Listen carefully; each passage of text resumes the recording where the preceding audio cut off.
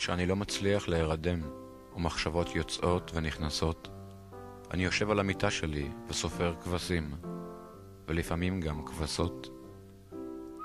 העדר עובר מעל לראשי ונעלם לי מאחורי הגב, וכל כבש שעובר דומה בדיוק לכבש שעבר פה לפניו.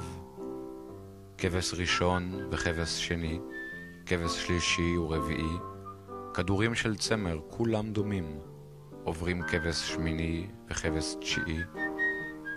אך כשמגיע הכבש ה16, אני יודע שהוא יעצור ויסתובב לי בחדר, ואני מבין שהכבש הזה יישאר, ואין לו עניין להמשיך עם העדר. אני לוחש לו, נו כבש תזוז, תן פעם לספור את כולם, אבל הוא לא זז, והכבש ה16 הוא בדרך כלל הכבש שאיתו אני נרדם. טוב, ליל מנוחה וחלום, כבר מאוחר ומחר נקום ונראה איך שמגיע היום בסוף כל לילה.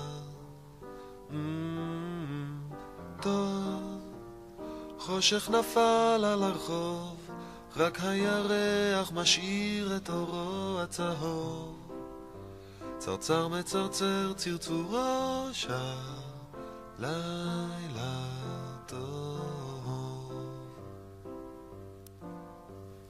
טוב, ליל מנוחה וחלום, כבר מאוחר ומחר נקום ונראה איך שמגיע היום בסוף כל לילה. טוב, חושך נפל על הרחוב, רק הירח משאיר את אורו הצהוב, צרצר מצרצר צרצורו לילה טוב.